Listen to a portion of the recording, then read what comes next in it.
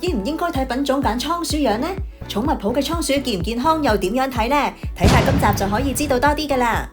Hello， 大家好，我係巨神貓仔，我係巨神貓仔媽咪。養倉鼠最理想就係揀到隻啱養嘅倉鼠，就算係領養唔係買，都有可能會有多過一隻倉鼠俾你揀。咁到底應該點揀一隻適合自己養嘅倉鼠呢？今集就等我哋同大家講下啦。去片揀倉鼠，首先要考慮嘅就係屋企嘅空間啦。唔同品種嘅倉鼠有唔同嘅空間需要，通常熊仔鼠，尤其係雌性熊仔鼠，因為身形會比較大啲，所以需要嘅空間亦都會多啲。鼠籠嘅建議長度要有80至100 cm 長，而1線、3線或者老公公鼠，因為佢哋嘅體型細啲，所以一般建議鼠籠長度係60至70 cm。正因為唔同品種嘅倉鼠對籠嘅大細需求唔同，我哋喺揀倉鼠養嘅時候，就要留意埋屋企嘅空間適合擺幾大嘅倉鼠籠啦。揀倉鼠第二樣要考慮嘅就係你想同倉鼠有幾多互動啦。熊仔鼠係比較中意同人類相處同埋互動，佢哋亦都識得俾反應主人，所以好多人中意養熊仔鼠都唔係冇原因㗎。不過其實好多1線鼠同3線鼠都一樣會黐人，所以如果中意同鼠鼠有互動嘅話，除咗熊仔鼠都可以考慮養1線同3線鼠嘅。但係老公公同老婆婆鼠就比較怕人啦，所以一般養老公公鼠都係主要留佢哋喺個籠入面觀賞。如果要老公公鼠黐人嘅話，就要擺多啲心機同時間去馴服佢哋先得啦。好似我哋嘅冬甩咁，我哋用咗成8個月嘅時間先令佢信任我哋，比起熊仔鼠 Cookie 第一日已經俾我哋摸，真係爭好遠噶。揀倉鼠第3樣要考慮嘅就係倉鼠嘅性格啦。就算係相同品種嘅倉鼠，佢哋嘅性格都係隻唔同，有啲鼠會溫順啲，有啲鼠會惡啲㗎。好多人都會覺得熊仔鼠係溫順啲，唔會咁容易咬人，到底係咪真嘅呢？我哋嘅經驗就話俾我哋知，咁樣諗就真係太天真啦。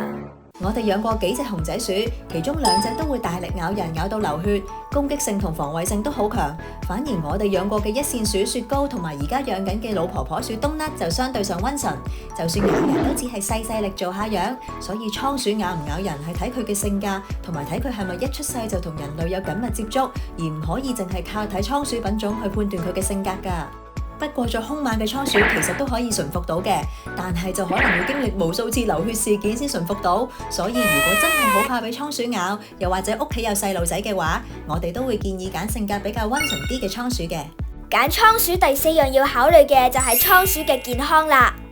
如果係喺街執到俾人遺棄嘅倉鼠，始終拯救生命都係重要，所以我哋會建議無論倉鼠健唔健康都帶佢哋返屋企，然後再俾獸醫檢查下佢哋健唔健康。但係如果你係喺機構領養，又或者喺店鋪同 breeder 度買倉鼠嘅話，我哋都會建議揀健康嘅鼠鼠，因為呢啲機構或者 breeder， 我哋認為係有責任首先要提供健康嘅倉鼠俾鼠奴㗎。咁點樣檢查一隻倉鼠健唔健康呢？首先 check 下倉鼠眼睛同耳仔，健康倉鼠嘅眼睛同耳仔都係乾淨冇分泌物嘅。跟住睇下鼠鼠毛色有冇光澤，通常除非倉鼠已經好老，如果唔係健康倉鼠嘅毛色都會帶有光澤嘅。睇完毛毛就睇埋皮膚，皮膚表面冇紅腫冇甩皮就即係健康啦。另外要檢查埋牙齒會唔會過長，同埋檢查佢 pat pat 乾唔乾淨，有冇肚屙。最後就要檢查倉鼠精唔精神，行路有冇拐下。不過當然有啲倉鼠身體可能曾經受傷有缺陷，令佢行路唔穩陣。如果鼠鼠好精神又正常，只係身體有缺陷嘅話，希望大家都會考慮下領養呢啲倉鼠啦。揀倉鼠第5樣要考慮嘅就係要用嘅錢啦。熊仔鼠大隻啲，佢哋食嘅嘢會多啲，咁自然用嘅錢亦都會稍為多過細品種嘅倉鼠。不過喺醫療費用方面，就大鼠細鼠都係差唔多咁嘅價錢睇獸醫，所以養細品種嘅倉鼠慳到嘅只係日常食用使費嘅咋。無論大家揀咩倉鼠養，最重要都係盡量花時間同佢哋培養感情同了解佢哋。我哋一生可以養好多隻倉鼠，但係每隻倉鼠嘅一生就只係得我哋。希望大家都會當鼠鼠係屋企人一樣咁去看待啦。如果大家有興趣知多啲養倉鼠嘅小知識，例如養倉鼠嘅好同壞，都歡迎撳呢度睇下㗎。鍾意我哋嘅影片就 subscribe 同俾個 like 啦。我哋下次再見，拜拜。